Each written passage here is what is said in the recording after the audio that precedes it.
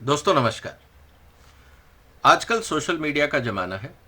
जिसके पास स्मार्टफोन है या इंटरनेट कनेक्शन है, वो व्यक्ति किसी ना किसी रूप में सोशल मीडिया से अपनी दिनचर्या में या ऑफिस के काम में या किसी और काम में सोशल मीडिया का इस्तेमाल करता रहता है। लेकिन जिस तरह से सोशल मीडिया आज समाज में बोलचाल की भाषा हो गई है, कम्युनिकेशन का साधन हो गया है, इस कारण बहुत तरह की चुनौतियां भी सामने आ रही हैं। और एक सबसे इंपॉर्टेंट चुनौती जो सामने आ रही है वो आ रही है भाषा का इस्तेमाल।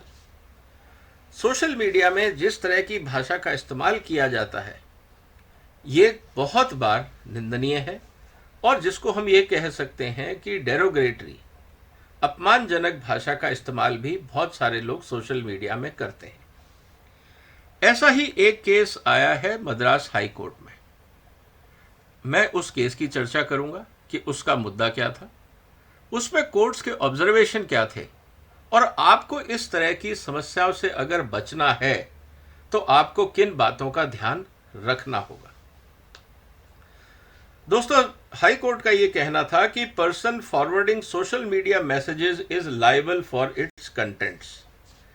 इसका मतलब यह है कि हो सकता है कि यह मैसेज आपने नहीं बनाया हो, आपके पास आया हो, आपको अच्छा लगा हो, या जो भी आपकी ओपिनियन हो उस मैसेज को लेके आपने वो मैसेज आगे फॉरवर्ड कर दिया।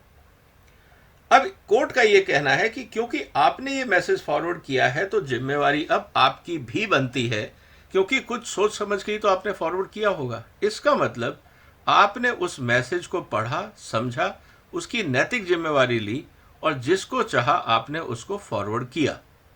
इसका मतलब कहीं ना कहीं आप भी इसमें इन्वॉल्व हैं या आपकी भी इसमें सहमति है। दोस्तों, एक ऐसा केस आया है एसवी शेखर के वर्सेस गोपाला स्वामी।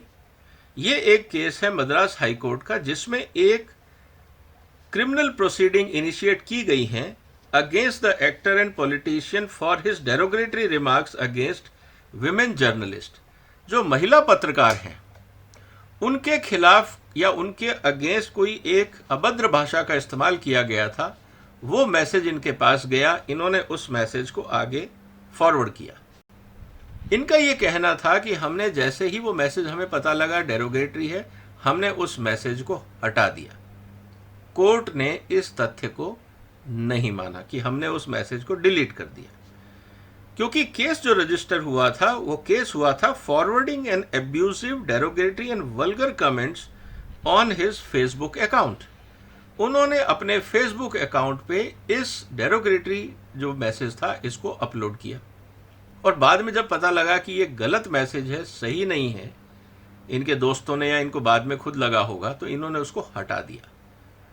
कोर्ट ने कहा ये बात हम मानने को तैयार नहीं है, क्योंकि आपने जब मैसेज उसको अपलोड किया है, आपको उसके कंटेंट को पढ़ के ही अपलोड करना चाहिए। आप कैजुअल अप्रोच नहीं कर सकते, क्योंकि इससे आप किसी न किसी व्यक्ति की या समाज की मानहानि कर सकते हैं, उसको बदनाम कर सकते हैं, या उसका कॉन्सिक्वेंस और भी कुछ हो सकता है। उसके साथ कोर्ट ने यह कहा कि person of high status with many followers and he ought to have exercised more caution while forwarding messages। अगर आप पढ़े लिखे हैं, आपकी फॉलोइंग है, आपको समाज में स्टेटस रखते हैं, लोग आपको फॉलो करते हैं, तो आपकी जिम्मेवारी बढ़ जाती है। इसका मतलब दोस्तों, आपको अगर मैसेजेस आते हैं और अगर आपको लगता है कि मैसेज फॉरवर्ड करना चाहिए, और बहुत सारे दोस्त करते हैं, तो कृपया उस मैसेज को पढ़ें जरूर। Forwarding and then deleting is not enough. Court का ये कहना है कि पहले तो आप मैसेज स्प्रेड कर दीजिए, क्योंकि जब होता क्या है दोस्तों, आपको पता ही है कि मान लीजिए एक गलत मैसेज मेरे पास आया, मैंने उस मैसेज को बगैर समझे आगे फॉरवर्ड कर दिया, और किसी और ने मेरे मैसेज को फर्दर आगे फॉरवर्ड कर दिया। अब मैंने अपने अकाउंट से डिलीट कर दिया, लेकिन जो मैसेज ऑलरेडी सर्कुलेशन में चला गया उसमें तो मेरी भागीदारी है। उस गलत काम को कहीं ना कहीं जिसने मैसेज फॉरवर्ड किया है उसका रोल भी उसमें आ जाता है। तो कोर्ट का कहना है कि ये फॉरवर्ड करो और फिर आप डिलीट कर दो, ये सही नहीं है। आपकी अकाउंटेबिलिटी फिर भी बनती है, क्योंकि कोर्ट ने यह भी कहा है कि person forwarding must be having the knowledge of the content of the message. जब आपने फॉरवर्ड किया है तो हम तो ये मानेंगे ना कि आपको उसके अंदर क्या लिखा है, क्या उसका उद्देश्य है, क्या पर्पज है, ये आपको पता होगा, तभी आपने फॉरवर्ड किया। तो आप कैसे कह सकते हैं कि नहीं मैंने तो मस्ती में कर दिया, मजाक में कर दिया, मेरे को पता नहीं था? ऐसा नहीं चलेगा। कोर्ट ने आगे एक बात और कही है जिसके लिए लोग मैसेज फॉरवर्ड करते हैं। उन्होंने कहा कि जब लोग मैसेज फॉरवर्ड करते हैं, उनके बहुत सारे फॉलोअर्स उसको लाइक करते हैं, you get a kick. Kick means, court का ये कहना है exact word, person gets a dopamine high by looking at the likes for the forwarded message. He should be equally prepared to face the consequence of that message had derogatory content. कि जब आप message forward करते हैं और आपको like मिलते हैं तो आपको बहुत अच्छा लगता है, लेकिन लाइक के साथ साथ अगर आपने आपत्तिजनक मैसेज को फॉरवर्ड किया है तो जिम्मेवारी भी आपको लेनी पड़ेगी। सिर्फ वन साइड एक्टिविटी नहीं हो सकती कि लाइक तो मैं रख लूँ, गेन तो मेरा हो, लाइबिलिटी किसी और की हो, ऐसा नहीं होगा। In the era where social media has virtually taken over every individuals life, we have to be more careful. In fact एक वर्ड यूज किया गया था कि बहुत सारे लोग सोशल मीडिया का इस्तेमाल करते हैं लाइक वर्चुअल डायरिया। कुछ भी समझ में नहीं आता, इंटरनेट पे डालो, सोशल मीडिया पे डालो, और आप और हम देखते हैं कोई घर में खाना बना रहा है, कोई सो रहा है, कोई गप्पे मार रहा है, कोई घूम रहा है, कोई बस में जा रहा है, कोई चप्पल खरीद रहा है, कुछ भी मैसेज लोग डालते हैं क्योंकि एक अर्ज है कि कुछ तो शेयर करें। और आप ध्यान से देखिएगा दोस्तों, बहुत सारे सोशल मीडिया अकाउंट जो आपके पास, आप जो देखते हैं अपने आसपास, वो लोग सिर्फ कट पेस्ट करके इधर उधर से लाते हैं, उस पर थंबनेल लगाते हैं और मैसेज भेज देते हैं। ओरिजिनल कंटेंट बहुत कम है। तो ये आपके ऊपर है कि आप किसको फॉलो करते हैं और किसको इग्नोर करते हैं।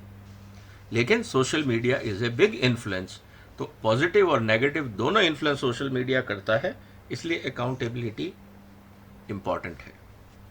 एक बात और कोर्ट ने कही है कि forwarded message is a permanent evidence. आप ये नहीं कह सकते हमने डिलीट कर दिया तो एविडेंस खत्म हो गया, ऐसा नहीं है।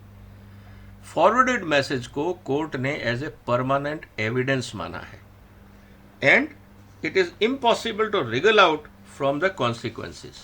जैसा हम कानून में अक्सर ये बोलते हैं कि if crime is done punishment will follow. तो आप गलत काम अगर नहीं करेंगे तो इस समस्या में नहीं पड़ेंगे। तो ये एक बात हमें समझने की है। अब दोस्तों प्रिकॉशंस क्या लेने हैं? आप और हमारे पास सैकड़ों मैसेज आते हैं। मैं अपने अनुभव से मेरा बता सकता हूं, आपके अनुभव अपने होंगे। सबसे पहले तो अनरिलायबल, अनडिस्क्रिप्टिव सोर्सेज को आप एक्सेप्ट ही मत करो। जिसके बारे में आप नहीं जानते, जिनकी क्रेडिबिलिटी का क्वेश्चन मार्क है, ऐसे बहुत सारे मैसेजेस आते हैं जिसमें लोगों के चेहरे नहीं होते।